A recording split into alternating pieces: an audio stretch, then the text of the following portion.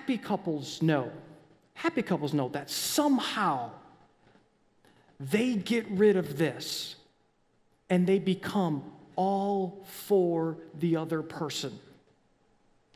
So the question is, or maybe the questions are, how do we take what's in our expectation box and put them back into our hopes, dreams, and desires box? And once it's there, what do we do with that? Well, the answer to the first question about, taking the stuff that's in here and putting it back in a hopes, dreams, and desires box, this is what we talked about last week.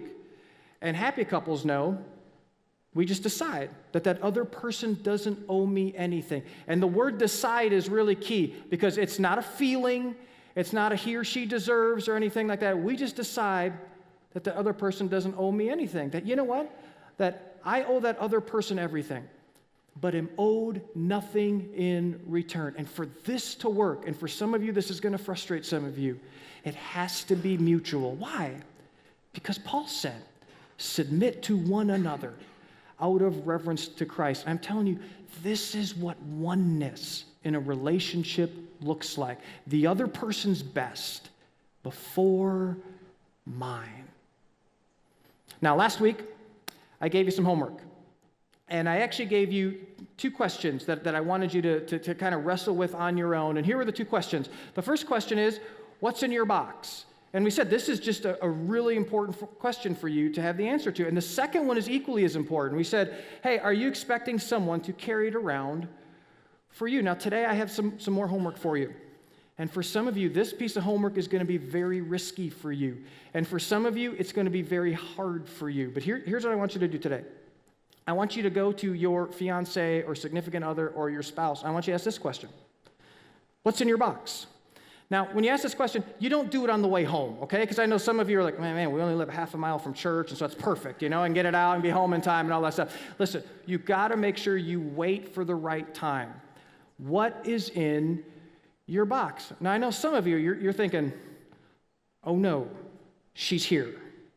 Oh no, he's here. Now I have to do it, Okay, because I love you, all right, because I love you, here, I'm going to give you a little piece of advice that'll hopefully help you out in this whole thing. I want you to ask what's in your box, and then after that, after you do that, and I know for some of you, this is actually going to be the harder part of it, but this is going to really help you.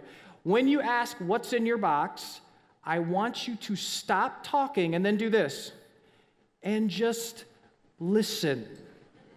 Now, this is such an important thing. I know some of you are visual learners, okay? And so I wanted to come up with something that for some of you be like, now I understand.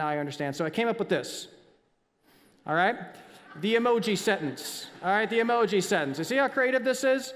Yeah, the emoji sentence.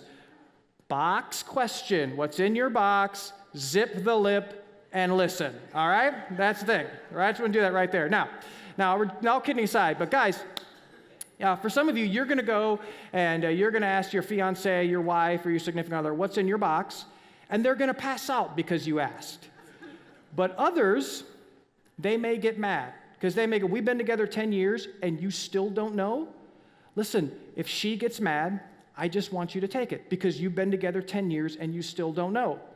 And this whole time, you have been wondering why she is not dealing with your box. Listen, there may be some distance here. I just want you to ask and then listen. Now, ladies, some of you, you're going to ask your husband, fiancé, significant other, what's in your box? And here's the answer you're going to get. Nothing. Is there a game on?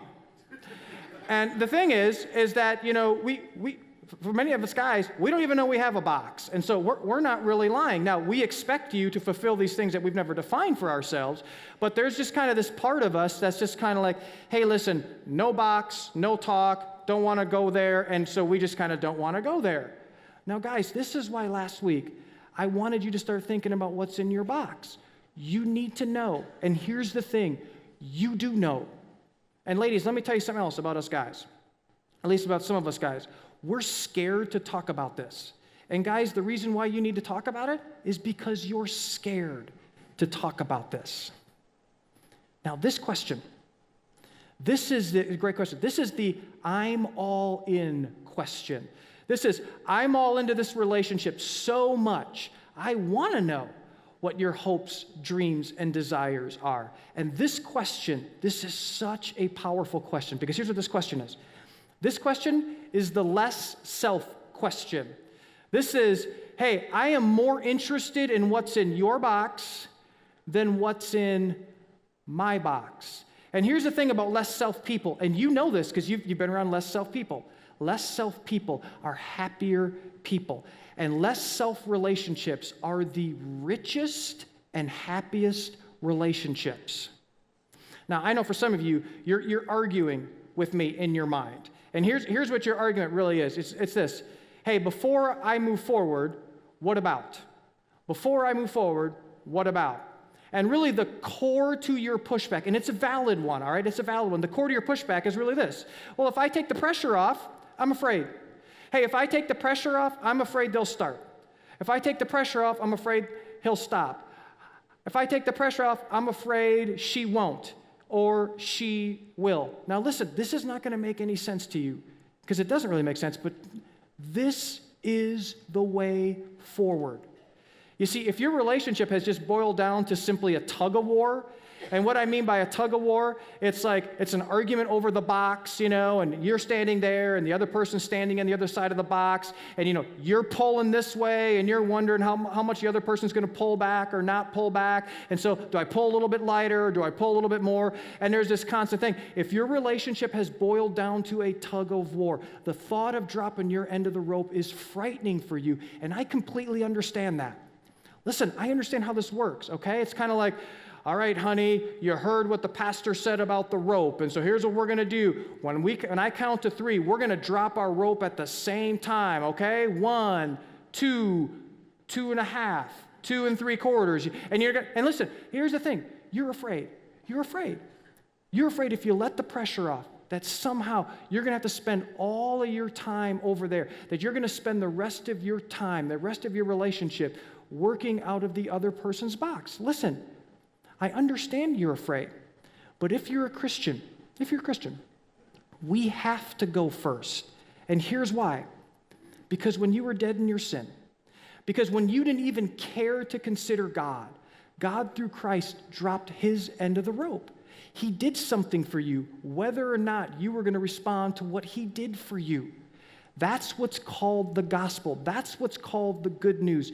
This is why all the New Testament post-resurrection commands all tie back into this idea, just as God through Christ did for you. So, I want you to submit to one another out of reverence for Christ, because at the cross, God went first. Jesus followers, we go first, and happy couples put each other first by dropping their end of the rope first